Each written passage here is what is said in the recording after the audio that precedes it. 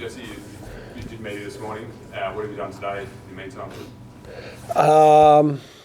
Yes, it was nice to meet the Premier and a lot of the local officials this morning. Everybody was very gracious and welcoming. They took us down to Cappuccino Street, and actually the Patrick and Dan each ordered a cappuccino from a coffee shop down there.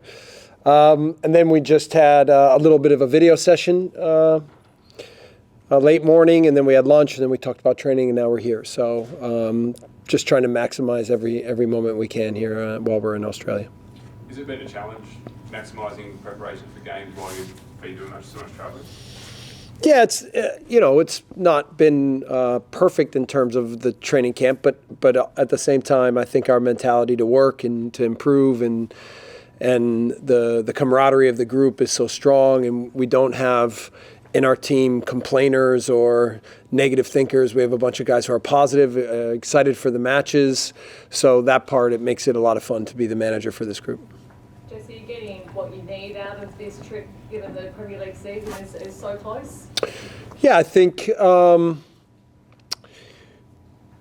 first two matches were good for us, a good test. We've worked on our fitness, and so we want to maximize the last 3 days while we're here, 3-4 days. So before we head back, guys are healthy and fit, and I think we're moving in the right direction. So yeah, so far so good. What have you made of Crystal Palace? It looks like a good matchup on Friday night. Yeah, obviously they've been a little bit stressed with some of the COVID issues that they've had to deal with inside their club.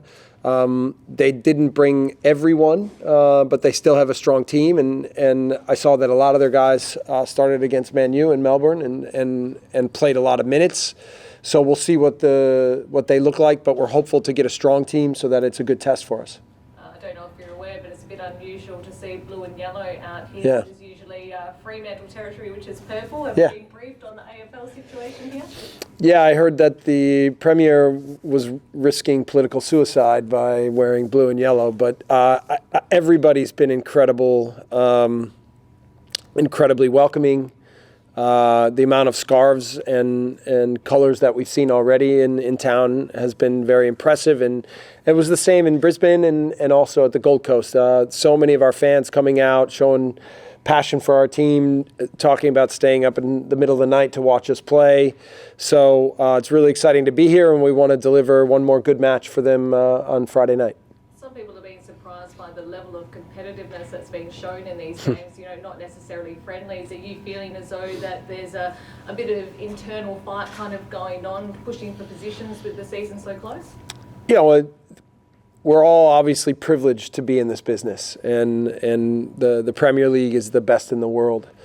But there's no love lost, right? Like the competitive drive, I think, for everyone in this league to be the best, to do the best at all moments is what makes the league so special. So for us, we try to make it a big part of our DNA, that anytime we step on the pitch, that it's personal, and that we want to always deliver our best performance. So we have always respect for the opponents, but we want to be at our best at all times. Are your players fighting for positions on this trip?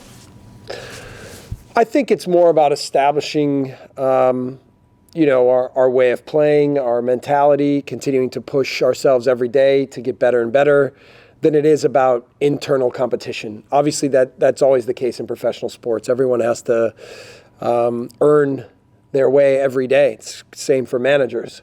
But I think that there's been really good work done by everybody and excitement for the matches. Graham, how's Archie and what's the general injury situation for the squad? Archie is going to be on the pitch today, not training with the team, but doing some individual work with the hope that he can potentially be available for the match on Friday. We'll see. Cody Drama has a little bit of a hamstring strain, but nothing, I don't think that is too drastic. Hopefully he will be available for tomorrow and Friday. And Liam Cooper is still nursing his Achilles issue, which, of all things, he picked up training in the offseason on a treadmill. So it's been about a month now, and we haven't really been able to get him going, but we're hopeful that here in the next days we can get him more and more on the pitch. And where are you now in your search for a striker? And did you decide that you'd do a left back as well? Yeah, I'd say we're actively pursuing both positions. The striker one, I think it's been well documented that De Ketelaere was a goal of ours, and it's not finished yet with him, but we've also moved on to some other targets, trying to figure out which would be the best fit if in the end, which is what we believe, he will not be available. And then left back, we have a few different candidates, and we're just trying to evaluate exactly where we are with the roster and what exactly we need. Well, Sonny Perkins announced as a Leeds United player yesterday. Just Good. Tell us what you like about him and what he can bring. Yeah, he's got quality. He's an explosive striker. I think he has flexibility in the positions he can play. He's an intelligent player. We're really excited to add him to our club.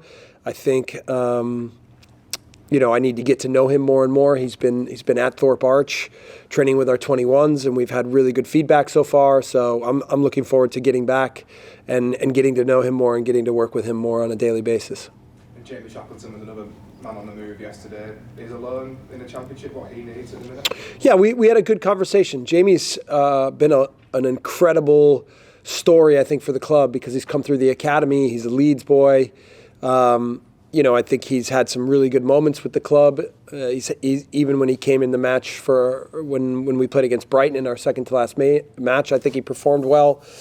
But everyone, I think, felt strongly, including Jamie and his team, that he needed to get match minutes, and where he is in his career, that was really important. So I think the loan to Millwall is a good opportunity for him. I know they're excited to have him, and we'll keep track of him carefully and see his progress.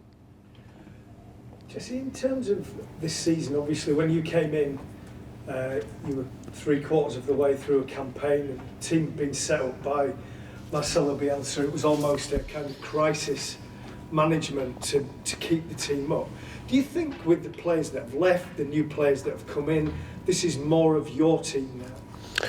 I don't ever really think of it as my team. I think of it as our team, and that's the way we operate in the club, right? But I certainly know that the support that I've gotten from the board and from Victor Orta has been really strong and amazing. Obviously, some players that I've worked with before. But the scouting team, the department, the work they do to identify the types of players that we think can fit into what our model is and what we want our club and team to be for the future has been really good. We've identified key targets for lots of positions, and then we've been able to go out and secure them, with more work to be done, obviously. But I think it's a good start for us as a team working together to continue to build the club and the model that we think will be successful for the future. So I'm thankful to be here. I know the support for me has been really strong, and I think together that we will be unrelenting to find the success that we know our fans deserve, our club deserves, and our players. Do you feel more able to deal with what the Premier League is? You didn't have an easy situation. You weren't given an easy ride by external people, mainly to do with your accent, it seemed to me. Were you more able to deal with that now and shut out the outside? I don't know that that'll ever go away, but that's okay. I'm okay with that. I think that a big part of my job is to be able to sit here at these press conferences and still represent what we are doing in a way that can allow for us to as quiet as possible for a club like Leeds that has so much, what we've realized, even what I've realized on this trip, global attention, is for us to work well and relatively calmly and to improve every day. That is a big part of my philosophy. It's just a process of becoming a really strong team together. And I'm lucky to have great men in the squad, and it's leaders that we have, and certainly starting with our captain Liam Cooper, to all the veteran players that we have, to then even the young players and their desire and hunger to grow and get better and improve, and their belief that they've shown in me. I think it stems from the belief that I've had in them. So we have good relationships. We have, I think, a really healthy environment that's been created, and I'm very thankful to be part of it. Jesse, obviously there's been a lot of talk about Rafinha and Calvin's going out, but you've done a lot of business in. I know you said there's still more to go, but are you happy with the way things are shaping up, that you can make up for Yeah. two very Yeah. elite Yeah. No, for me, I think Mark Roca, Rasmus Christensen, Brendan Aronson, Tyler Adams, and Luis Sinisterra have all fit into the team really well. Darko Gyabi is also getting more and more integrated, and he's a young player, and it's not always easy for 18-year-olds to step right into a team, but I think everybody sees his quality and his personality.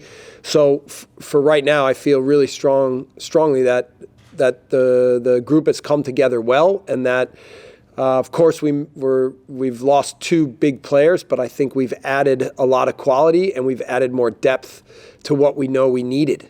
So it won't make anything easier. The league is incredible. It's incredible. And it's a pleasure to be a part of it. It keeps you challenged, keeps you honest. It makes sure that you never get too far ahead of yourself. But we're hopeful that this group of players can help us develop and create some good success and a strong future. Forgive me if you've been asked this on another section of the tour, but another key player in the last few years has been Jack Harrison, and there's been speculation about him. Just wondering if you could enlighten us on his situation and whether you see him being at Leeds next season. Yeah, I mean, I think Jack unintentionally brought attention to the whole situation because his intention is to be with us. You know, and even when I mentioned about we listen to lots of offers for lots of players, that's the reality of what our business is. There's always interest in our players because we have quality players. We're in the top league in the world. But we feel strongly that the guys we have within our group right now can help us be really successful, and Jack is certainly one of those. So I think Jack really didn't mean to bring any attention to it. And you know, I'm sure he'll have his chance to give his side of things. But I know he's happy here. I know he loves playing for the club, and he and I have a great relationship, and he knows how important I think he is to what we're doing here in the future.